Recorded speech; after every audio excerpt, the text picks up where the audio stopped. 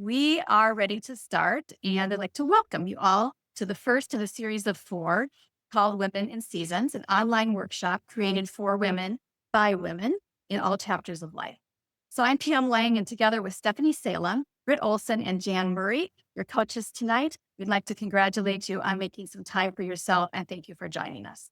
This workshop was created for women by women to both celebrate the different seasons of life and to recognize that resources and support are necessary in a community where women face some challenges that may arise and gain some confidence and tools to thrive within every season.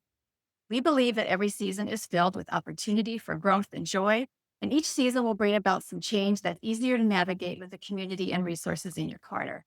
As coaches, we work with clients to identify where challenges are, and we help break down very complex things into manageable steps to reach a goal, experience a positive transition or transformation, and to help create a fulfilling chapter in your life. There will be seasons tonight that you have already been through, anticipate going through, or ones that you think are just not relevant to you. But tonight we encourage you to embrace all the presentations because this workshop was created by the four of us to gain knowledge and perspective from women coming behind us and the ones that have gone before. We have much to learn from both. If you aren't in the specific season, you might learn something about it that pertains to someone you know so that you can help support them during times when they feel a little challenged. When women gather with intent, magic happens, and we're sure that you're going to find some tonight.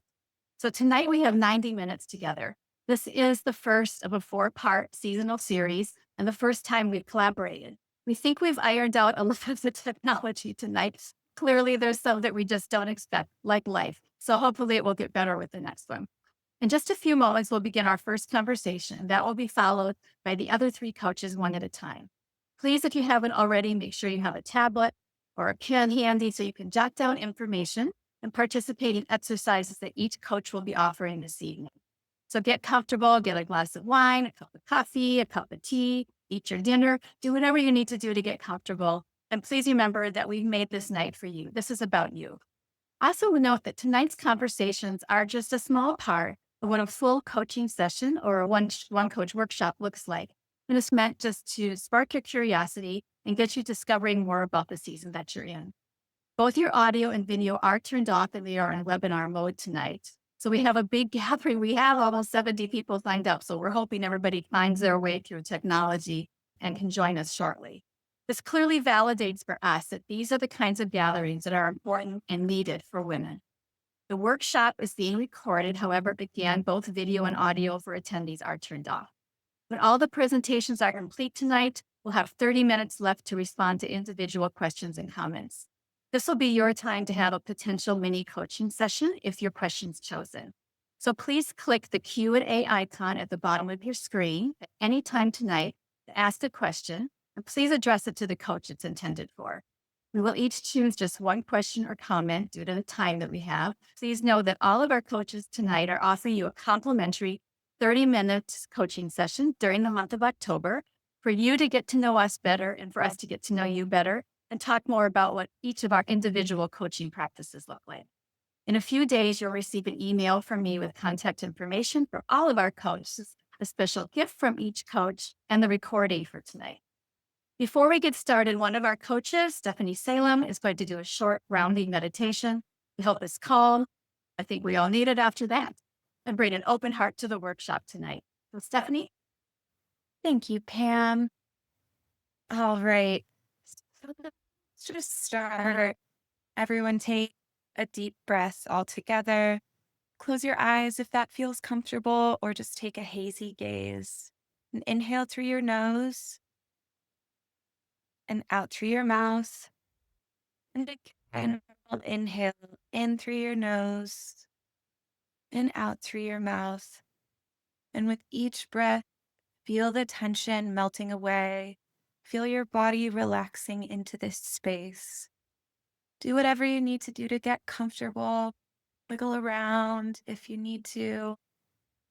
Grab a blanket or a sweater and just allow yourself to settle into this moment. Whatever happened earlier today, whatever's going on after this workshop, Let that fade into the background. And as you place a hand over your heart, give yourself some gratitude for showing up here today with an open heart and mind, ready to listen, ready to learn, and ready to show up for yourself. So we'll take one more breath in together and exhale. And I think we're ready to get started. So you can open your eyes, and I'm going to throw it back to Kelly, thank you, Stephanie. I think we all needed that. So we're going to get started. Thank you again for that. And as it happens, Stephanie is our very first coach to speak tonight. So she's right in place. It's my pleasure to introduce her.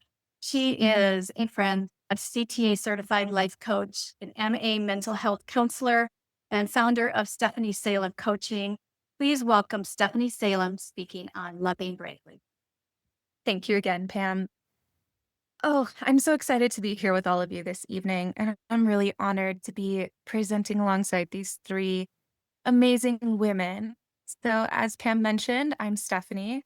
And in my coaching work, I focus on empowerment in dating and relationships.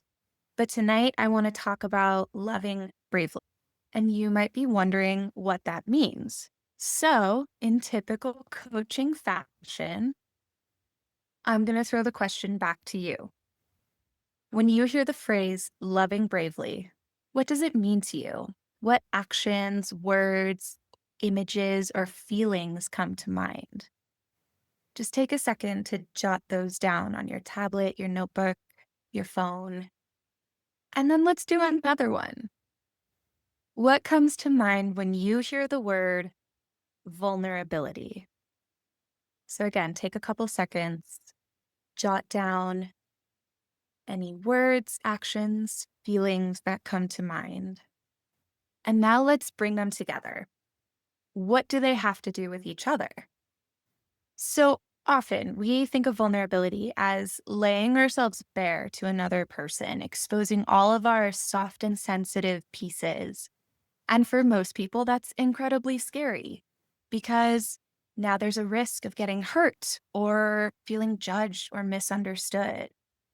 And you might feel like closing yourself off, hiding bits and pieces of yourself away because they feel too loud or heavy or shameful. Or maybe you put on a facade to protect yourself, always showing up with a smile to mask sadness or using anger to mask fear. But what happens to those parts of you that you've hidden away? And what about your relationships with other people? How does hiding yourself away affect your relationship with your husband, your partner, your children, your friends, your coworkers? And how does it affect your relationship with yourself? See, as scary as vulnerability may feel, it is the key to building loving relationships because allowing yourself to be fully seen by another person, to be loved for everything that you are, what a huge gift to others. Because in opening up, you're leading by example. You're inviting them to open up as well. And you're showing them a deep, deep sense of trust by revealing these pieces of yourself that feel fragile and delicate and special. But even more than that, it is a huge gift to yourself. Now, one of my favorite topics to talk about is self love. And self love is a huge component of relationship satisfaction. When you have a good relationship with yourself, when you love and accept yourself, when you take the time to care for yourself, you're setting a precedent for others. You're building the model that shows others how they can treat you and how they can show you love. Not to mention that when you take time to fill your own cup, even with the smallest of actions, you have a greater capacity to give to others. Now, I know we've all heard that before. We are all busy women, mothers, crazy career ladies. We all do a lot.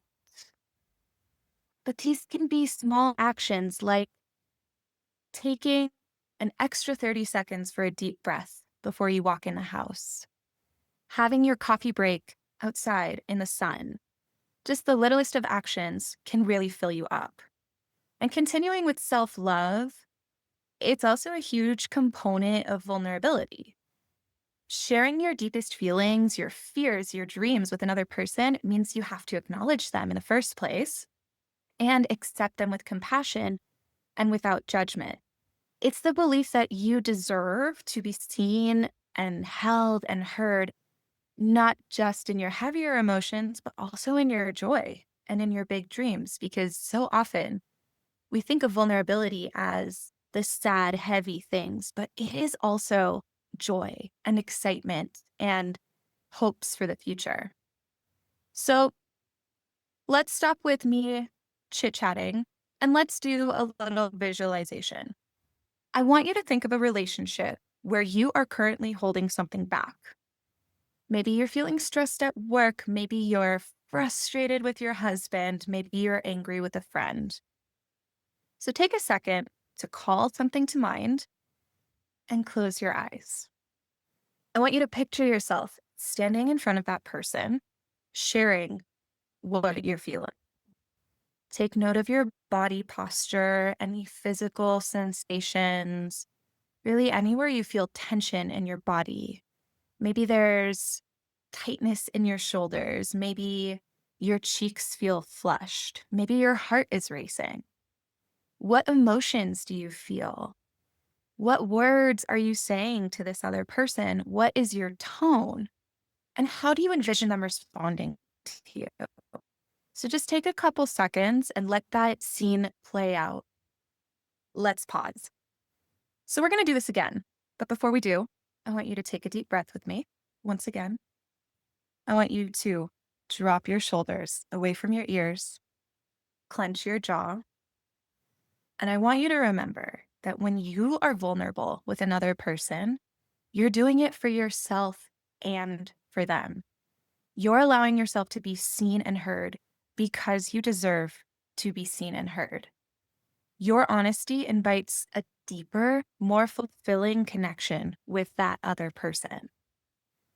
So we're going to run that scene again. Picture yourself face to face with your partner, your boss, your friend, and what's happening this time around.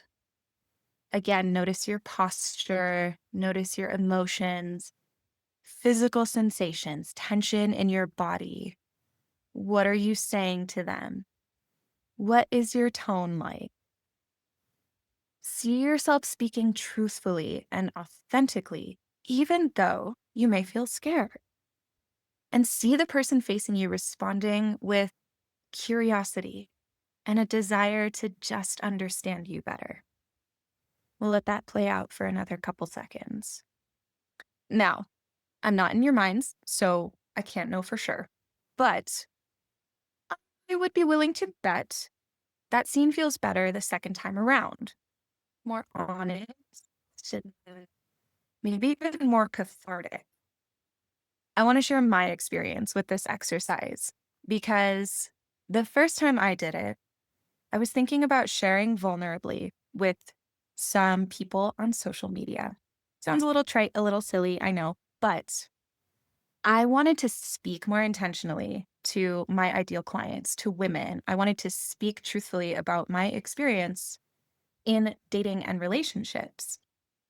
And I had gotten some very angry responses from strangers on the internet.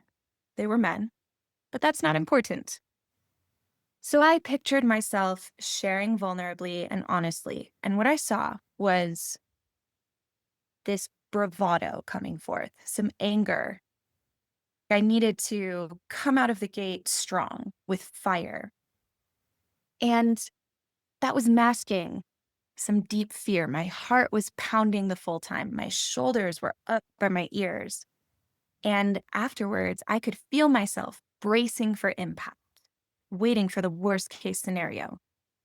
So I paused and I reminded myself why vulnerability is so valuable. And I ran the scene again. And what I saw was myself speaking honestly from a place of not anger or fear, but from a place of sadness and grief, and beyond both of those things, hope that things can be different for relationships in the future. And that felt a lot better than the bravado. And the response I saw in my mind was people who felt seen, people who were grateful to know that they weren't alone in their struggles.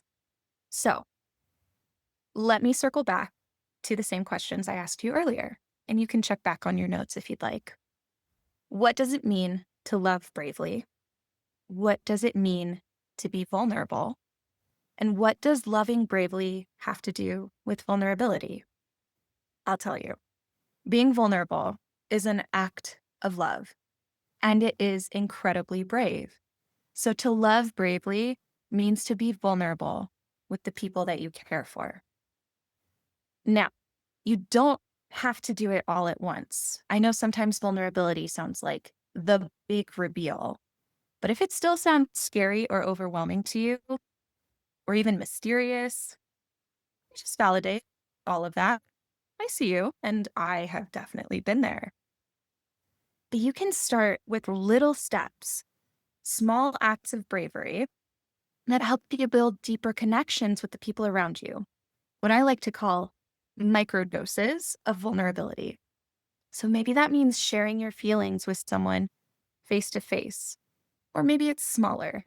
Maybe it's texting a coworker to vent, or even smaller, maybe it's just smiling at a stranger. If I was starting from scratch, I would start with sharing small moments of joy. And I actually do that now. Every day, my mom and I text each other one moment of joy from our respective days.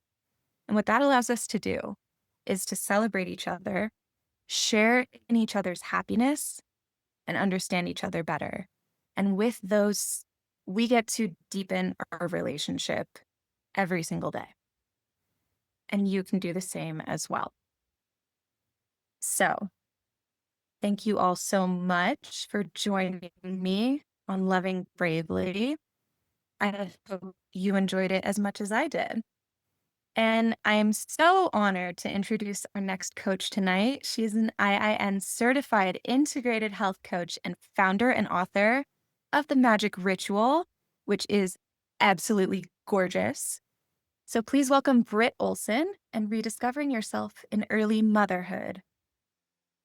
Hello, everybody.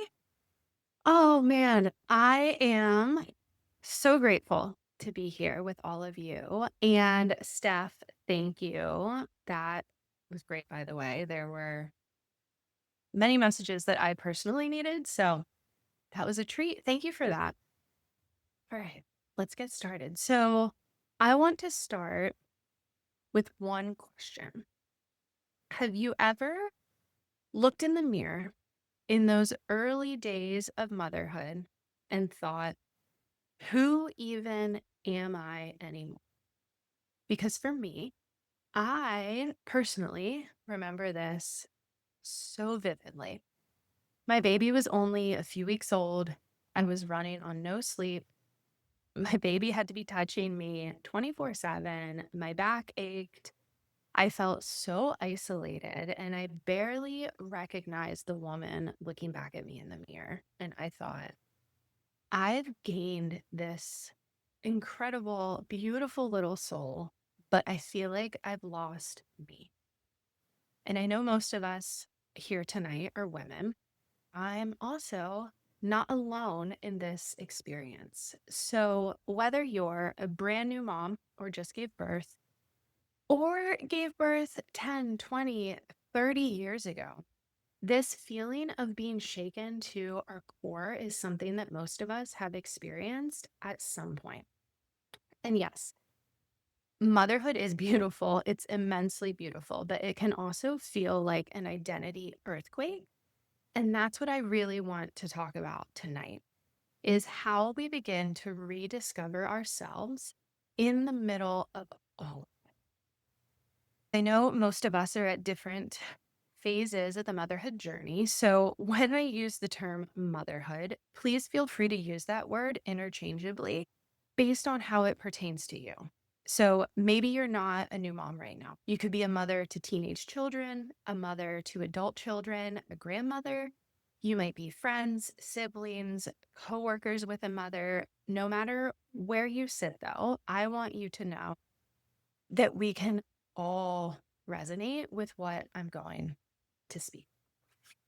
And I'm so excited. I love this topic. So, when I first became a mom, this was a little over 3 years ago, I quickly realized that no one prepares you for how much your sense of self shifts. So, people prepare you for the birth, the diapers, the sleep schedules, but not for that moment when you look around and wonder, where did I go? Because motherhood asks us to give in ways we've never given before. Between your body, your time, your emotions, you give and give until your cup feels bone dry. And it's the most beautiful gift. And at the same time, it is one of the hardest. And unfortunately, our culture really doesn't make it any easier. So there's this silent expectation to bounce back that I'm sure we're all familiar with, to bounce back and slip into your old life, your old genes, go back to work as it was before, and all while somehow still being the endlessly patient, nurturing mother that society also expects us to be. But my thought is, what if bouncing back is the wrong question entirely?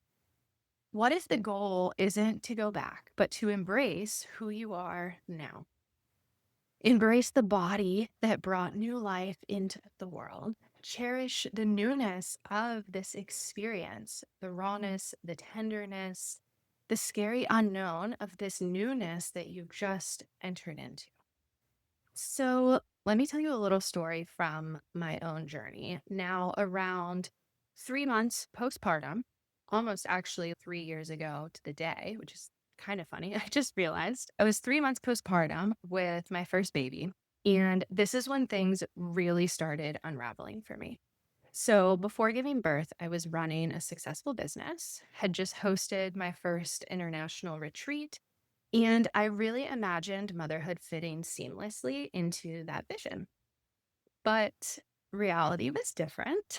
My baby wanted to be in my arms constantly, support was limited, and suddenly the life I thought I'd have really disappeared overnight.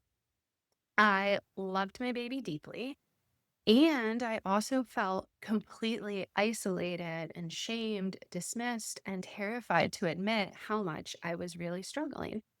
And that silence then spiraled into postpartum anxiety, rage, and panic attacks until one day, in total desperation, I opened up to a close friend and mentor. And in our conversation, she simply listened to me. And I'm going to get emotional talking about this. She validated my feelings. And for the first time in my early motherhood journey, I finally felt heard and safe enough to share openly with her. So, as I'm crying to her, I said, I think I'm having an identity crisis in the middle of everything else going on, and I don't know how to cope. My world is spinning so fast. I feel like my only choice is to try to escape. I'm terrified, and I don't even know who I am anymore. And I'll never forget this. I think she actually might even be on here tonight. She recently gave birth. And she paused and said, no, you're not having an identity crisis. You're having an identity realignment. And in that moment, I let out a huge exhale. I felt like I could breathe again. And suddenly, the clarity just came pouring in. And it was this simple reframe that changed everything for me. Because everything in my life wasn't falling apart. It was all realigning itself to fit with this new life that I had found myself in. And I had been holding on so tightly, I wasn't giving any space for myself to expand. our life to expand with this new baby. And the moment I allowed myself to step into who I was becoming and what was actually important to me, everything got better. I allowed my old expectations to die. I was met with a new sense of contentment and confidence and strength and inner peace. And it was just greater than anything I had even known before. And through it all, though, I've learned that motherhood doesn't erase you, it expands you. And as the journey goes on, motherhood doesn't get easier, but you expand. And it's not about getting back to your old self. She'll always be a part of you. Instead, you're being invited into something new. So the question isn't, how do I get back to who I was? The question is, who am I becoming and how do I nurture her? And when I began asking that, I stopped clinging to the woman I was before kids. And I started noticing what parts of me were still here, what new pieces were emerging, and how I could honor both. And this shift, it softened the shame, it lifted the pressure, and it really opened the doorway to rediscovery. So, to that point of rediscovery, how do we actually begin to rediscover ourselves when time feels scarce and energy feels even scarcer, right? Figure things out in between nap times and early mornings, late evenings, lunch breaks, or even in those moments of silence parked in our cars in the grocery store parking lot. And as I've learned, it's not about doing more. Instead, it's about choosing intentional little practices that reconnect you to yourself in those moments that you have with yourself. And I like to think of this as creating micro moments of magic. In fact, through my own journey to rediscovery with myself, I ended up developing a simple soul nourishing ritual for emotional restoration. And this ritual is what I like to call magic. So, my magic ritual is a 5-part soul restorative method that gently brings you back to yourself. This is through movement, affirmations, gratitude, imagination, and connection. And this simple daily practice helps you to release emotional weight, regulate your nervous system, and return to your inner peace, all in just a few intentional moments spent with yourself each day. Okay, it's not about perfection, it's about creating a moment for you in the middle of real life because life just keeps going. I actually now would like to walk everyone through a magic ritual if you guys are up for it. So I think we all should have a pen, paper, notebook, journal, tablet out. We will do a little writing exercises, but first we're going to start with the first practice, which is movement. So you can keep sitting. I'm going to keep sitting. You can stand if you want. If you need to get up and stretch, go for it. But the simple movement practice we're going to do is we are just going to shake out our body. So starting with our hands. I have my screen blurred in the background. It might look a little funny, but you can just start shaking your hands slowly. You can up the tempo, move into your arms, perhaps your upper body. Really, you're just going to keep shaking. So just shake it out. Follow whatever feels most natural to you and your body. You might want to close your eyes if that feels more comfortable. Now, this is a nervous system technique. We're going to keep on shaking that moves stuck energy or stress from the body. And as you're shaking, I want you to kind of envision everything you don't want to be carrying just shaking out of you. All right, just shake it out, shake it out, shake it out. We'll take just a couple more seconds. Going to try and be conscious of the time here. And once you feel ready, you can go ahead and stop. We will bring our hands to heart center.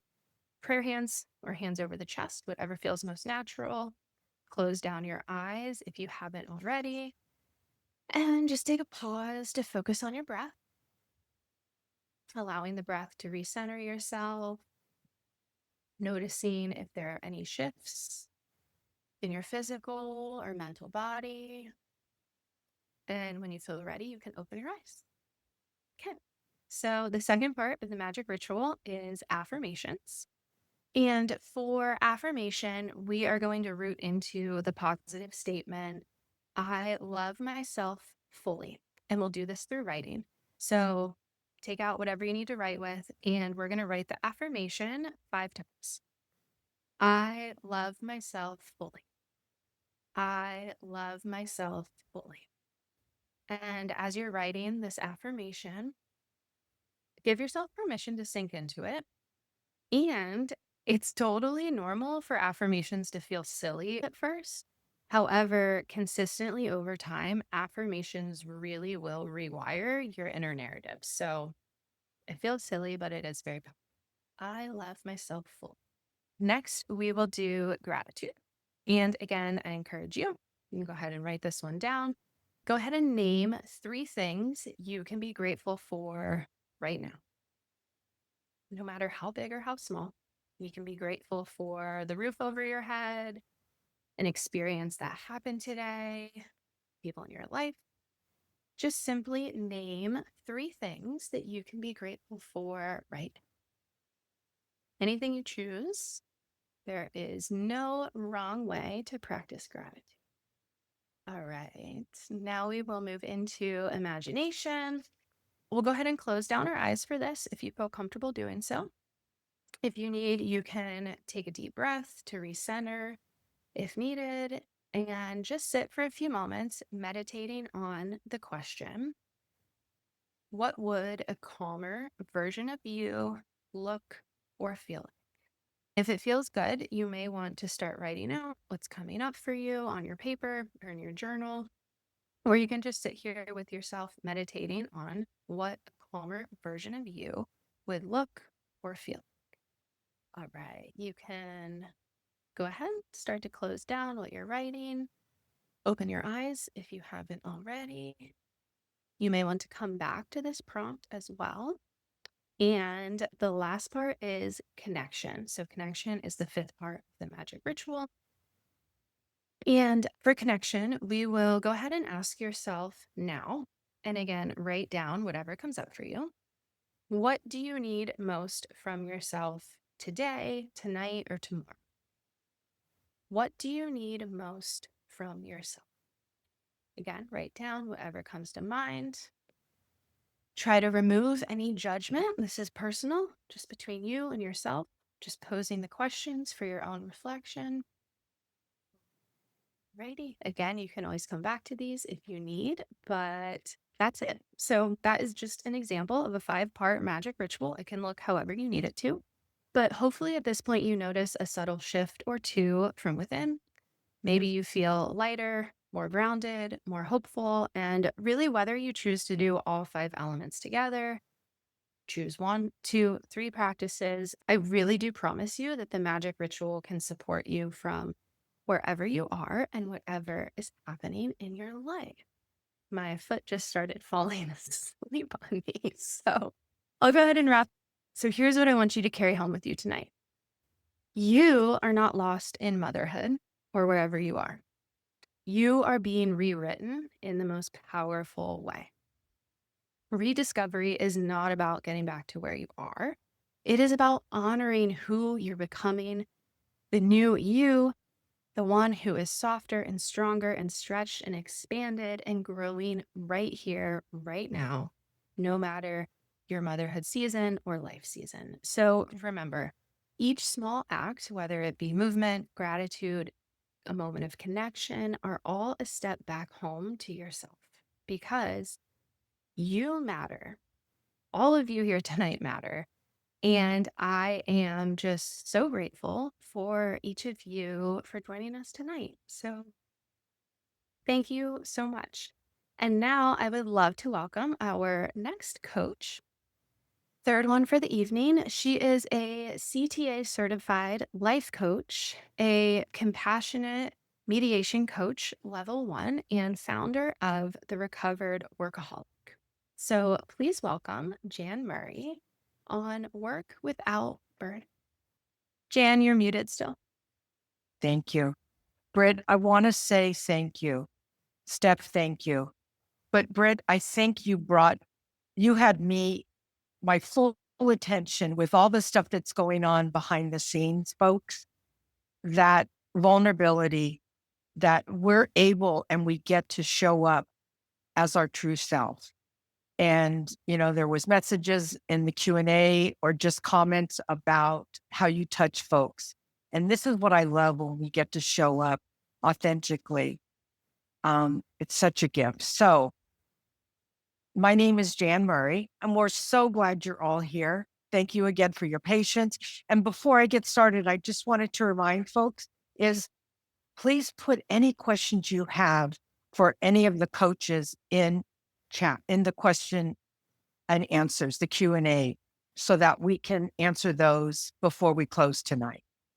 All right. So I want to start with something real. I've loved my husband since I was 14 years old. He's been my best friend, my anchor, but there were seasons where he wasn't my priority. First, for me, it was alcohol and pills. And then when I put those down, became work, all about work. And even after I got sober, burnout found me again. This time while caring for my mom full time as her caregiver. And I thought I was doing what was right.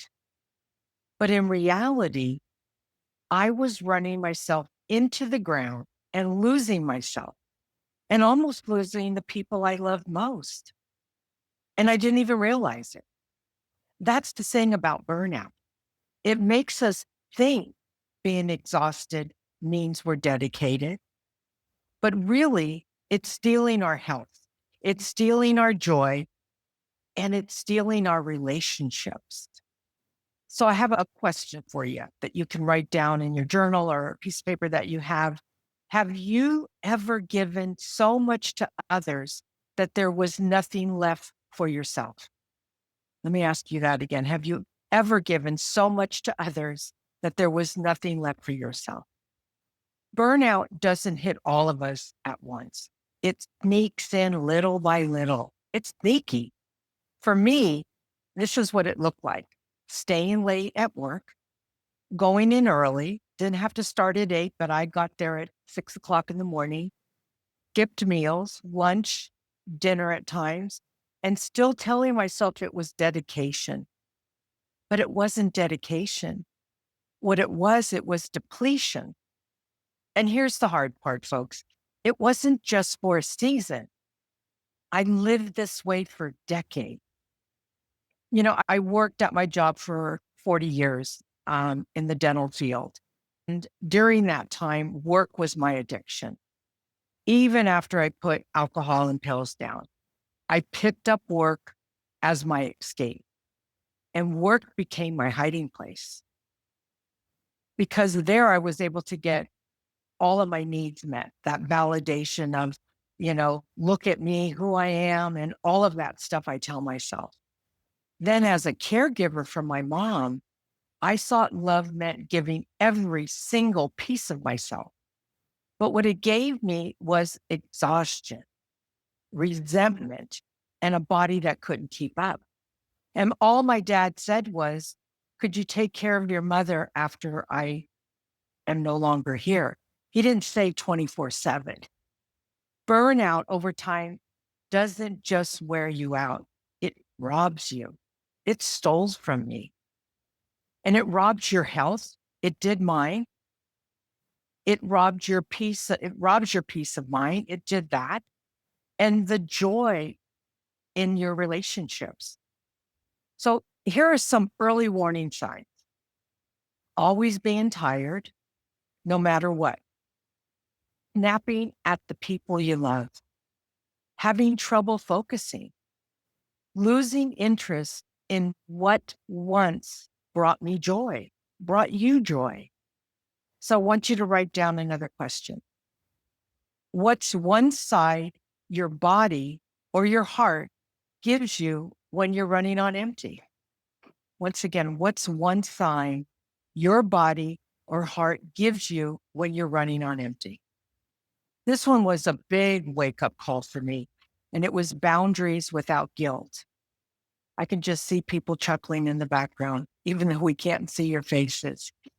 When I cared for my mom, I said yes to everything because I felt guilty saying no.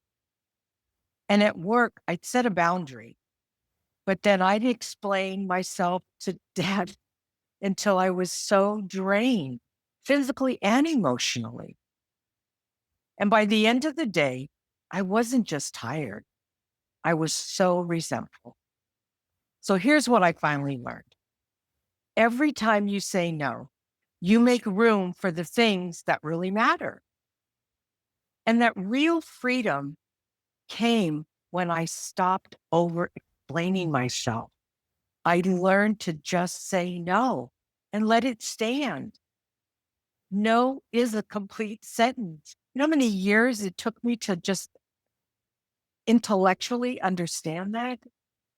So I want to give you a little mini exercise here. I want you to think of one thing in your life right now that drains you.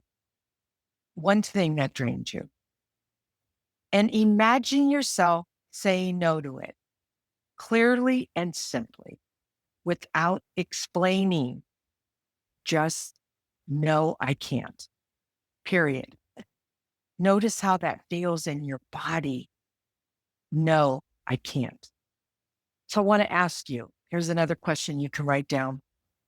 Who else struggles with saying no without guilt? So do you struggle with saying no without guilt? And if that's you, write that down. Write it down. And it's okay. There's no judgment here. This is for you, your time, being authentic and true to yourself. Here's a little tip. Before saying yes, you want to pause and ask yourself, does this give me life or does it drain me? Does this give me life or does it drain me? And if it drains you, it's okay to say no. No apology needed. My old routine was hustle, hustle, hustle. Wake up already tired, rush into work, skip meals, crash at nighttime, and repeat it again the next day, and then the next day, and then the next day. Then I made one small change. It was a baby step. I started working out before work. And it wasn't about the fitness. I mean, sure, that was a added bonus, but it was about sending myself the message. And the message was, you matter. I was taking care of myself for the first time. And that one habit changed my whole day. It changed my energy and even how I showed up in my marriage, how I showed up with coworkers, how I showed up with my employers, how I showed up when I was on the phone with my mother. So here's another question. If your daily routine really reflected your values, not just your obligation, but your values, what's one thing that would look different?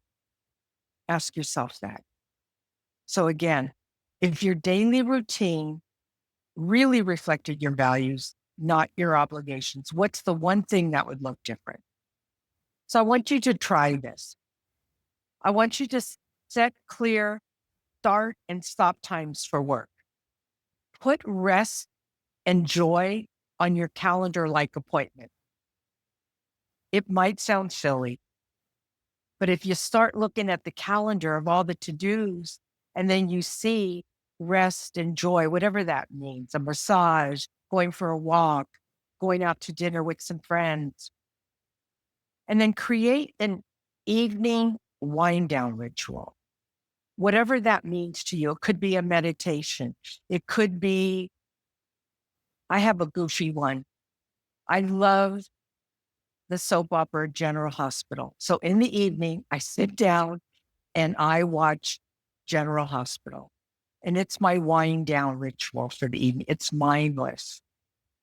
And then add one habit this week, just one habit, not a whole list. This week that matters. And I want you to say, I matter. So I'm going to do this one habit this week. And when your calendar really reflects your real values, you don't just survive, you start to feel whole again. And I would hear things like this before, and it was like, okay, it works for them and not me. But I never gave it a fair chance. So I encourage you to set aside time to really take care of yourself. Burnout isn't just about being tired either. It's also about what's going on inside. Burnout stirs up what I call the exiles. And these are the parts of us we try to hide. And those are the feelings we pushed down when we were younger because they felt too big. And the exiles are the ones who carry hurt, sadness, fear is a big one, and that inner voice whispering, what about me? That voice is your inner child just wanting to be seen and heard. For me, ignoring those parts kept me trapped in burnout. I worked harder. I cared more for others. I did everything, hoping the ache inside would go away. But the truth is, those exiles, the hurt, the sadness, the fear, the what about me, just needed my attention. So here's another question. Can you think of a time when your inner what about me voice was speaking up? Think of a time when that inner what about me voice was speaking up. And burnout doesn't just hurt us, it hurts our relationships. That's why I teach something called the miracle of empathy. And it's a simple way to reconnect. And I'm going to explain how it works. And I'm putting it in content to make sense, but you can put it in the words that you use with your partner, your friend, your parent, your sibling. So you want to ask for a conversation with someone that you'd like to talk about something that's going on between you. And this is what you want to ask. I have something to talk about. Is now a good time? Versus, I want to tell you now, and you fill in the blank. It's asking them for the permission. And then listen and repeat. We listen and we repeat. I hear you say that when this happened, you felt hurt or sad and alone. Did I get that right? So you're acknowledging what they said. They were being heard because you were listening. And then we can show understanding. I understand when this happened, you felt that way. So we're showing compassion. And then we show that we really care by saying, and this is a tough one at times, I'm sorry. I don't want you to feel that way. I want to do better. And it's not that we're this little child pleading for their forgiveness. It's not about that. It's just showing up with that compassionate communication and gratitude, which is an action, right? We say, thank you. And in the future, I'd like if we tried XYZ. You can fill in the blank. It sounds simple, but it can change everything. So I want you to think of someone you need to connect with. Imagine saying, when this happened, I felt hurt, sad, and alone. Now imagine them repeating it back. Notice how it feels to be heard, even in your imagination. And that's the miracle of empathy. Communication, negotiation, and connection. I used to believe burnout was just part of life, but I've learned it's not. And if you remember nothing else, I want you to remember these three things. One, spot the early signs, including those vulnerable inner parts, the exiles. Remember those. Say no without guilt. No is a complete sentence. And I want you to redesign your routine around your values. And when burnout starts to creep into your relationships, use empathy to bring connection back. That word never was in the forefront of my mind. And here's a final thought. Take a moment right now while we're here. What's the one shift you're going to commit to this week? Just one new habit. That's how freedom begins. And don't forget this. You don't have to burn out to prove you're enough. You already are. I so appreciate being able to share with you tonight. It's been an honor and a privilege to work with these amazing women. What I'd like to do now, and I want to remind you once again, if there's any questions that you have, please put them in the Q&A. I keep wanting to say chat. All right. So I want to introduce my friend and coach, Pam. She is a CTA, certified life coach, and founder of Still Blooming, the Art of Aging. Please welcome Pamela Lang on Embracing Change. Thank you, Jan. Hello, everyone. Oh my gosh. Thank you so much to Britt and Stephanie and Jan. I know these ladies well, and yet I'm still taking away incredible information. I think you've heard it all and they have more to add. So I thought they were amazing tonight, and I am so honored to be part of this workshop with them tonight. They were fantastic. I'm so pleased to wrap up the conversations tonight, discussing something that is really important to me and something I've been paying attention to, and that's women and the changes that come with new chapters in our lives and how we can embrace them and thrive during them. So several years ago, I began to notice that the parts of my life that had been the same for a very long time and things that I felt comfortable with and safe began to change at a really rapid pace all at once. I used to describe it as standing in a corner and having 10 people throw baseballs at me, but I had no glove. Not that I could catch them anyway, but that's what it felt like. I was in my 60s, and within a few years' time, almost every single thing in my life had some sort of shift. Most were exciting and happy, like my adult children finding their partners for life, getting married. I gained a son and a daughter in law, became a grandmother for the first time. And some were harder shifts, like the health of my husband changing, my parents aging, burnout of my 20-year career, and those left turns that inevitably life throws at all of us. So I'm a planner, and for most of my life, I had prepared myself for these big milestones and felt fairly ready for them. So I soon began to realize that I had done very little to prepare emotionally for this now second chapter of my life. I had no idea what I wanted it to look like. And even if I did, how was I going to get there? Because as a women, we seldom stop long enough to think about the next chapters. We just keep moving. So I felt overwhelmed with change and completely at a loss of where to find resources and the support that I needed and wanted. My life was happy the way it was. And now with so many changes happening all at once, I began to feel like what one of my clients calls untethered in my new season and wanting to find a more anchored path in it.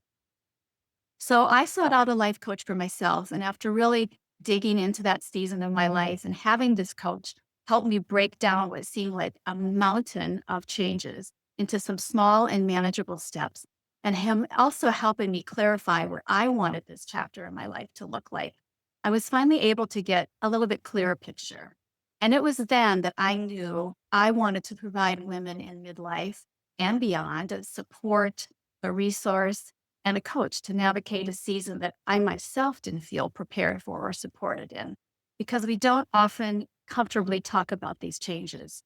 So I got certified. I'm now a midlife coach, and I help women through coaching and one-on-one coaching and workshops. All of that started with change. So tonight we're going to go through some exercises that are a very small part of my 90-minute workshops that are great for any season and can help tone down the fear a little bit, identify where you are, where you want to be, and begin to take some small steps to get there.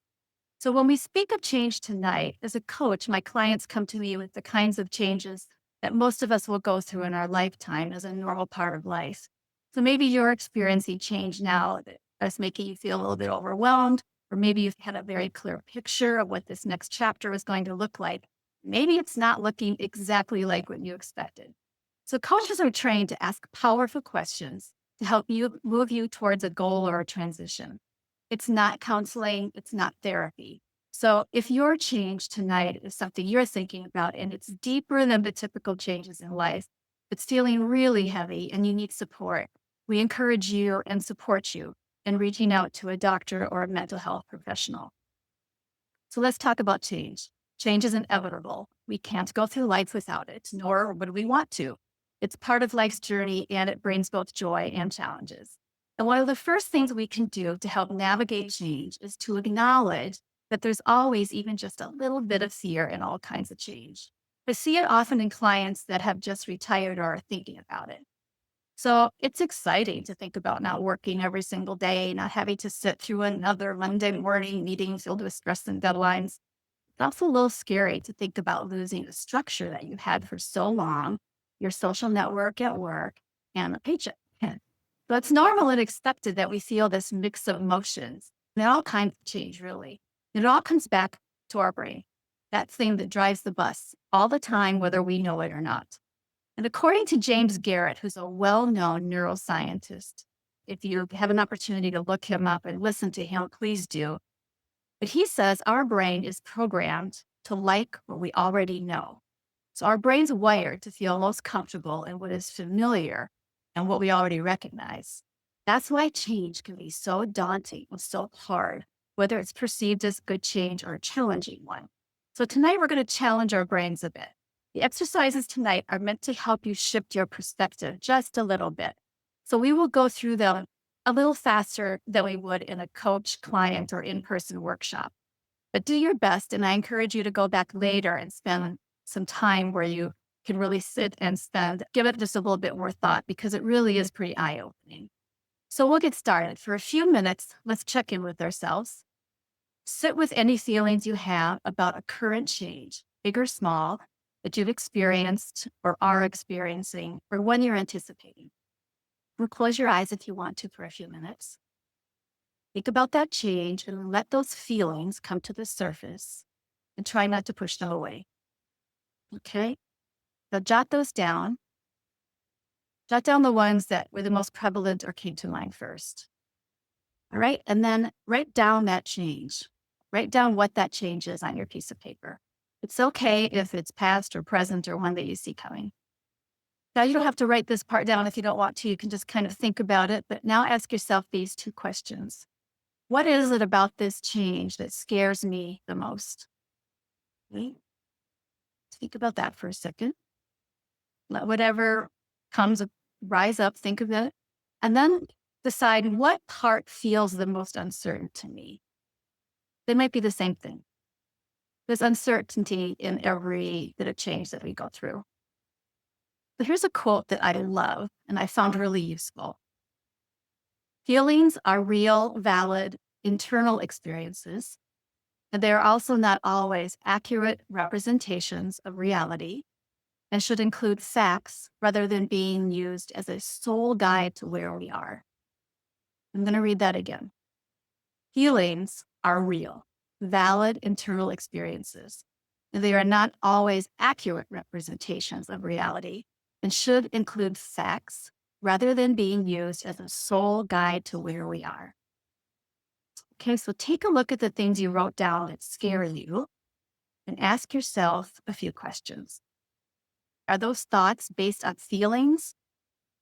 Are they facts? Or are they a combination of both? And how do those show up in the uncertainty of change in a new chapter for you? If you combine your feelings with facts about your change or your new chapter, how might that reduce the fear of the uncertainty? And I'll give you an example. Let's take empty nester. So the feelings with empty nest are sadness, for some, emptiness, a loss of purpose. Those are real and valid feelings, right? Those of us that have been through that, remember that it really is a hard time. The facts of empty nest is this is a natural part of raising children. It's proof you've done well.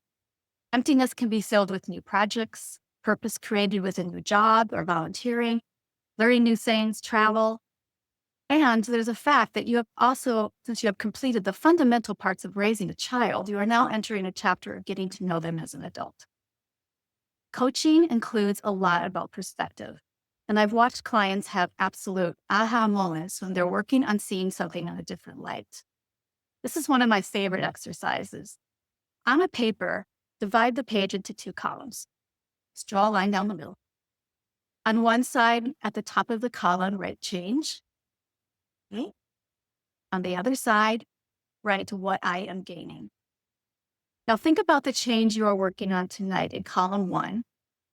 And in the second column, write down what you have gained or can gain that's positive from it. So it might be something like this. On the change side, the company I work for is closing down.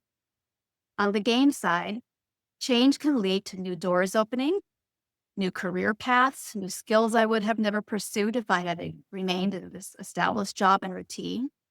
And that breaking out of a pattern or a routine keeps my mind active and can carve out new opportunities for me. Remember, gaining a new perspective doesn't negate how hard some changes can be. It can help you clarify what you're feeling, identify facts, and how you walk through it and how to create the steps to get there. This little exercise is a good one to practice when you become afraid of the change or it becomes more challenging than you expected. All right, this next portion is about realizing your strength. We as women are incredibly strong and resilient. One of the things that propelled me to coach is that I have watched myself and women that I'm close to forget to look back at the changes in our lives that we have survived. The things that we have walked through and held together, sometimes by a very thin thread, but we did it. And that's the thing. You've been challenged by change your whole life. New jobs, moving, getting married, building a business, becoming a mother, raising children, divorce, dating, caring for parents, becoming an in-law, becoming a grandmother, retiring, physical changes, and emotional ones.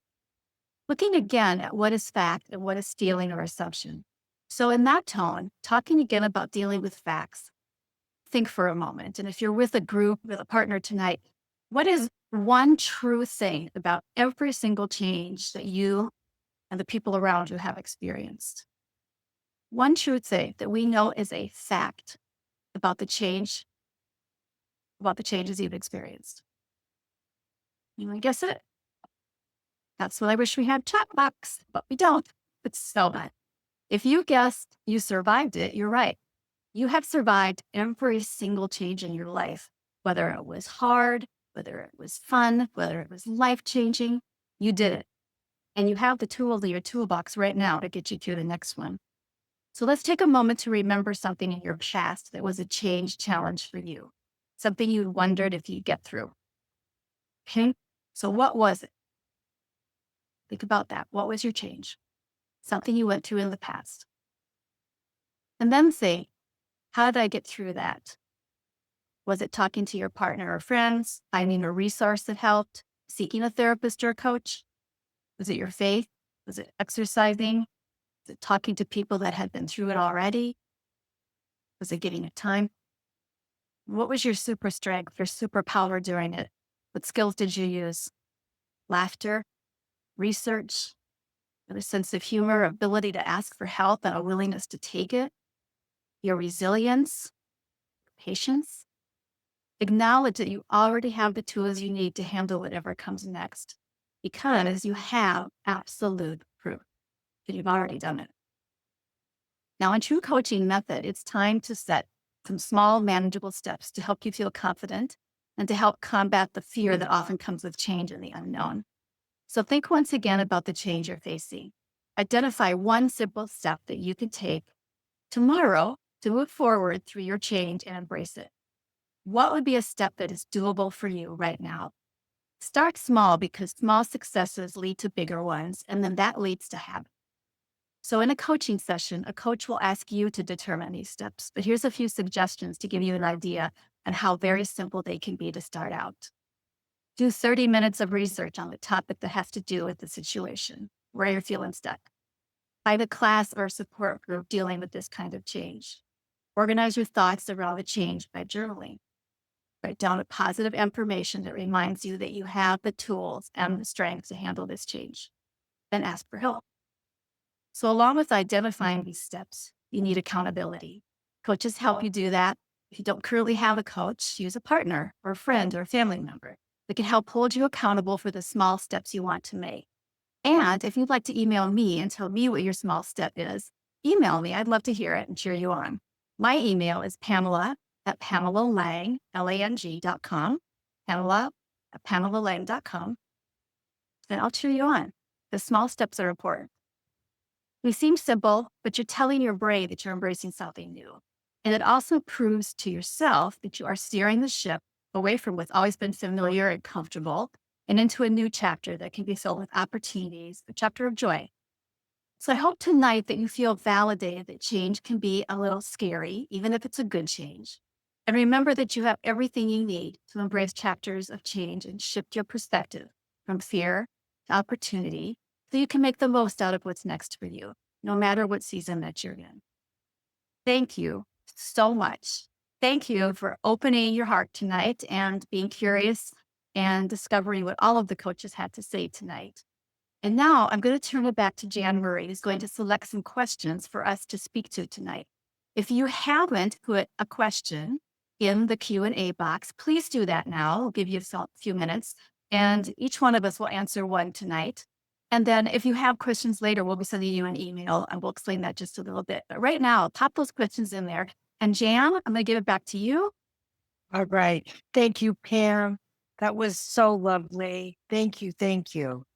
All right, folks. So, question number 1, and this is going to Britt. And I love this. Being a busy parent, how do you make time for your magic ritual? Yes, I love this question too. Okay, so the first thing I'll say is how much time are you spending on your phone, scrolling on social media, looking at the weather, looking at email? It's so easy, especially I feel like when we're in those seasons of not feeling connected to ourselves. It's like the thing we go to is let's look at everybody else's life, right? So, number one, how much time are you spending on your phone? If you don't know, you can go look at your screen time. And I would encourage you to try to shave off 5 to 10 minutes of that. Within that, though, like when and where do you do this in motherhood? So, once you get your child, baby, youngster, again, talking about early motherhood, down for a nap before you do anything else, go and spend 5, 10 minutes with yourself. Whether you do one of the 5 parts of magic, all 5 of them, whatever feels the best for you.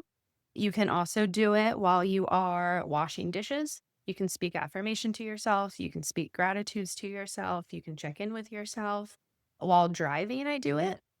I will do it in the parking lot as well over my lunch break. And even you can actually even do magic right next to your little ones playing all around you. If they don't want to be physically away from you and you need to hold them all the time, you can do it while holding them.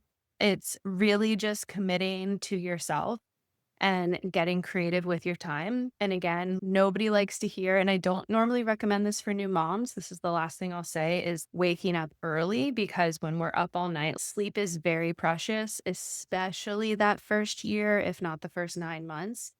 However, if you wake up at 6 a.m. or 5:50, you're still going to be tired, right? It doesn't matter if your alarm goes off at 6 or 5:45, you're going to be tired regardless. So again, I don't always encourage waking up early, but kind of take it with a grain of salt. All right. Thank you, Britt. Pam, this question's for you. What Ready. season, ready? What season of change was hardest for you and how did you move through it? I think I didn't see my season of change coming. I think that was the hard part. I sort of I didn't prepare for it because I just sort of hit the wall. And it was a point in my life when I knew things in my life had to change. And before I knew it, I looked up and realized I was very close to when people, talk about retiring.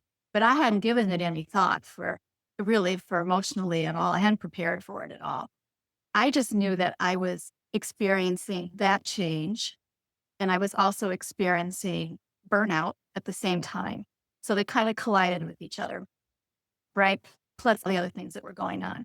But it took me a while after I left my job. I needed the break. I needed it physically and emotionally. But because I hadn't really thought about what I wanted that to look like, that became very difficult for me.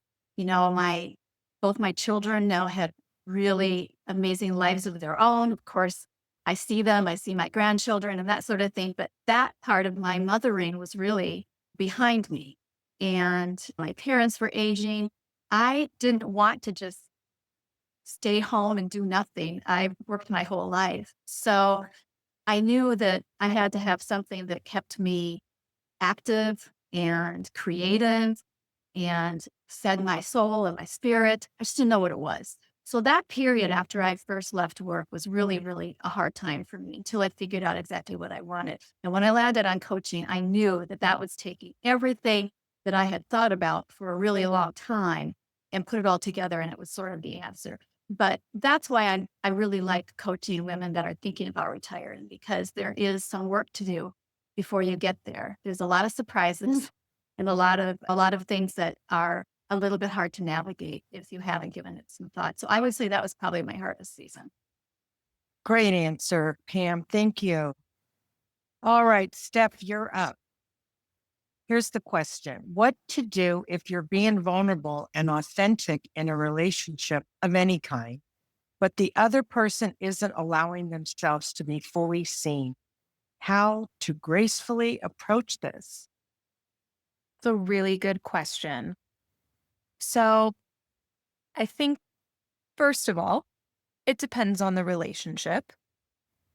But something that I've come to realize, both through working with clients and just in my own experiences, is that when you feel safe within yourself, vulnerability is not something that needs to be earned. I think oftentimes when we're building a new relationship or trying to get to a deeper level in a relationship with another person, we're waiting for some kind of sign that we're safe to open up and be authentic. And if we're not getting that in return, then we take it off the table. But vulnerability, again, it's a gift to yourself because you deserve to share those things and have them be seen by another person. And if someone isn't meeting you, we can never control other people. We just get to control what we do with the information we receive. So always start from the I perspective, approach that person saying, I feel disconnected from you. I feel a little bare or a little exposed when I share and you don't share something in return. I feel scared that you don't feel safe with me.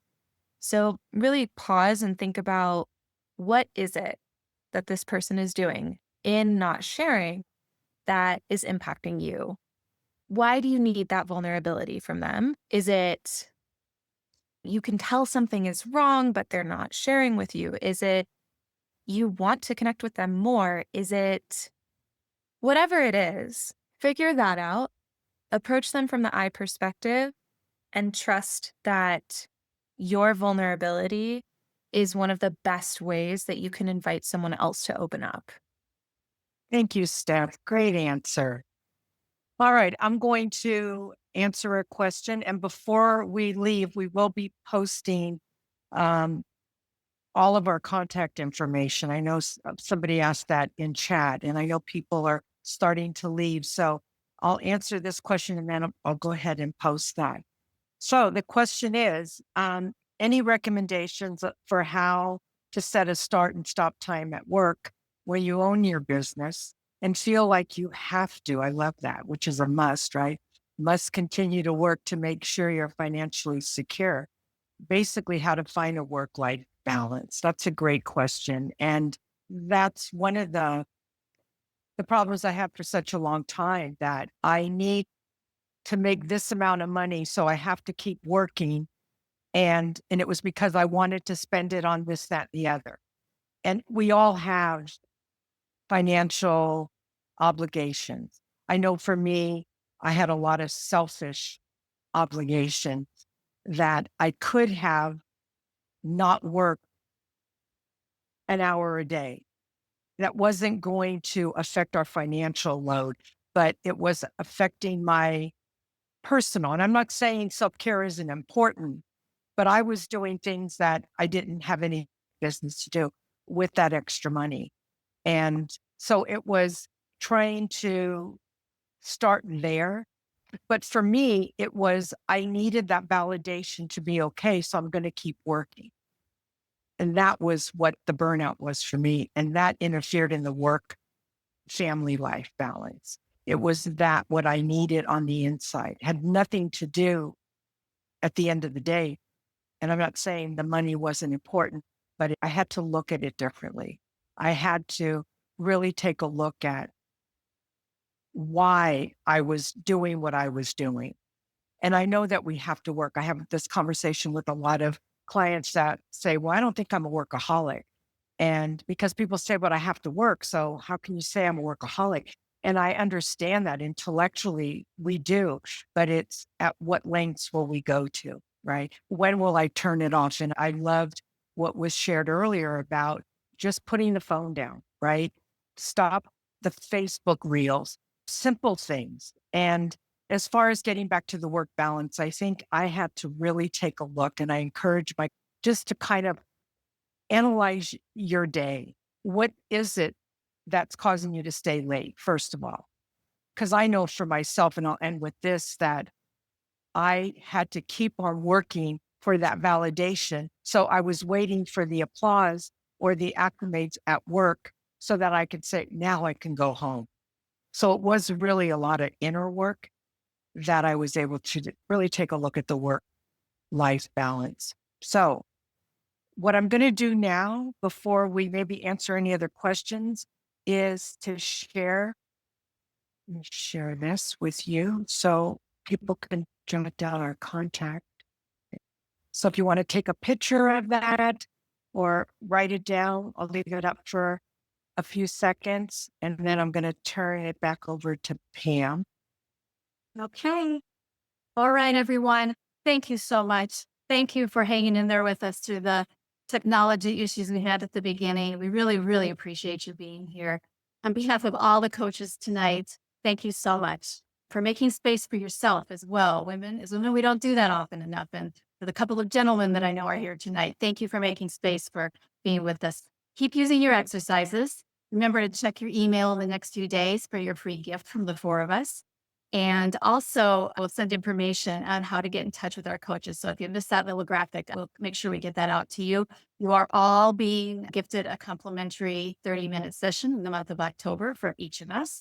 And our next workshop will be this winter. We're going to have a different platform that works better. I promise. It'll be a new topic, so please look out for that announcement sometime after the holidays. And if you have a season or a topic that you'd really like us to cover, please respond to the email that I send you in a couple of days. And remember, no matter what your season is, it's meant for you to thrive. Give yourself a break. You're doing great. And we're really proud of you all for being here tonight. So goodbye from all of us and have a beautiful evening. Thank you.